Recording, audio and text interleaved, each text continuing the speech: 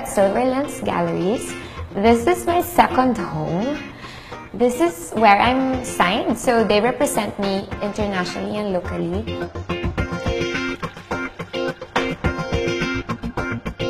I've been with Silver Lens Galleries since 2008, so that has been 7 wonderful years.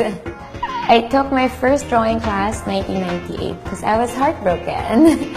So I wanted something to fill up my time. So I took up a drawing class in Ayala Museum.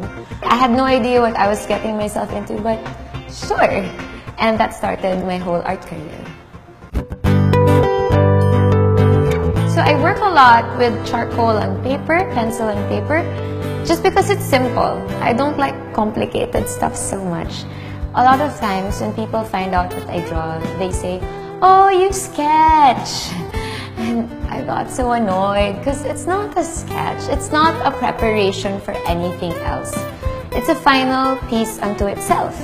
So I wanted to make monumental works that people could not call a sketch. So I wanted to make big works. And I didn't want to let the limit of my living space and my working space dictate the size of my work. So most of my works couldn't even fit my wall. So one of the things I made was a hallway long drawing. So I had to work on them 8 feet by 8 feet by 8 feet.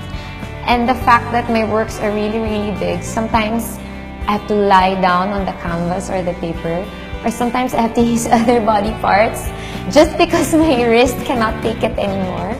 And then on installation day, that's when you see the whole thing, and then there's no way people can call that a sketch.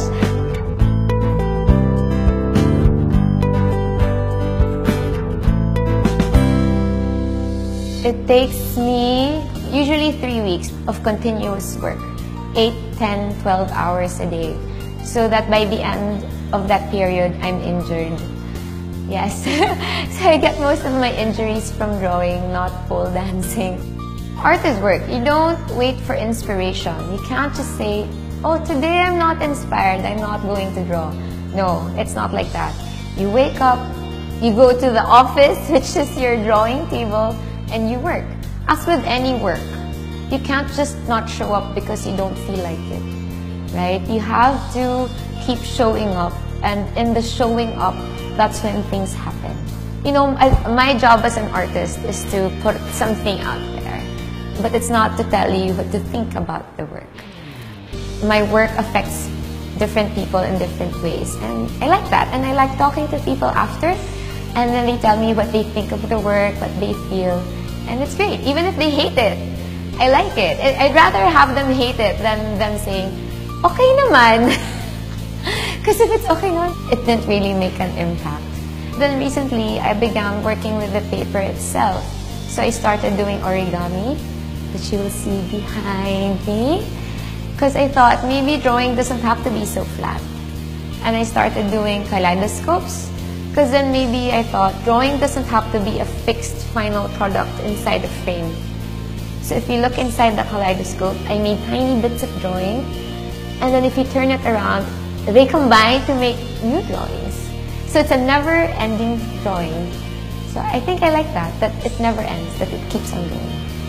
I think it's important to go out and live a life because that's where I get my inspiration. I think that's where most artists get theirs. If you're just in your room, then at some point you're gonna run out of things to draw or dance about because you're just in your room. So, you know, just go out there.